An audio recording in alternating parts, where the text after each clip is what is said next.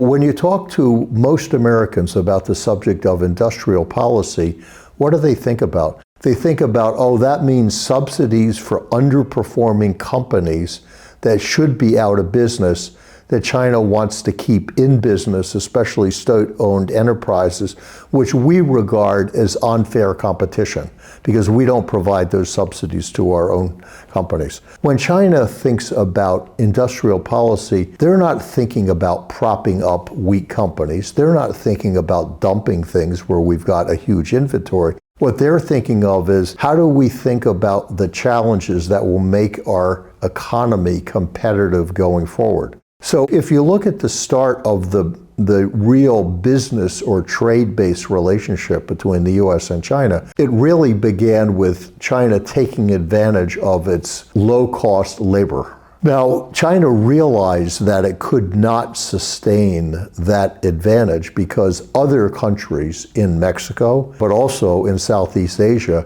had lower costs than China did. So China set out to become the global leader in high-end manufacturing, high value-added manufacturing. And then when we got to, roughly about 7 or 8 years ago, China made the assertion, which was right and everyone agreed with it, that the battlefield is going to shift to high advanced technologies. So whether it's high-speed rail or whether it's EVs or quantum computing or AI, there were 10 identified high-end technologies. The US clearly realized that China was competitive in a number of those areas because they were making chips available. But the reality is there were a number of areas where China was already taking the lead. And I think today, the best example by far is EVs. I mean, at the end of the day, China was an inconsequential player globally in the automobile manufacturing business if you go back 10, 15 years ago. And so the Chinese government basically set out and said, okay, we're going to figure out what our game plan is. We knew the core challenge was always going to be batteries. So we need to invest in battery technology. And then to the extent they require rare earths like lithium, which they do, we need to start investing in lithium mines. And then they turn to the universities and say, okay, who are the best and the brightest in those spaces at the top universities? And they became part of the team that was working on EVs.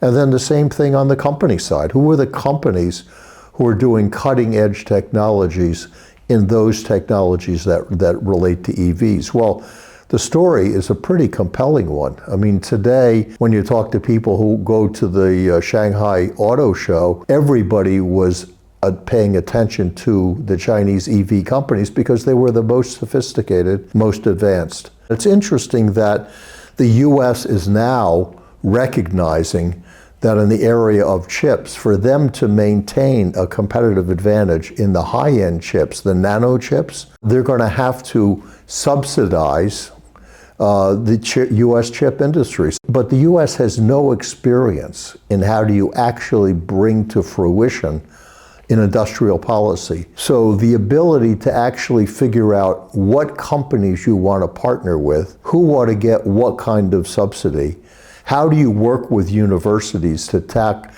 the best brains is a learned skill. I mean, I could tell you, having spent a lot of years in consulting, getting good at that is something that is not going to happen in a couple of years. It's going to take decades, and China's been doing it for decades. So I think the US is going to realize that industrial policies really are important to a country's long-term economic competitiveness, but it's also a skill that takes many years to develop. So I think you're going to see the US in a catch-up mode and are going to recognize that the way China has approached industrial policy is very compelling from an economic point of view, and there's no better example than what it's done in the EVs.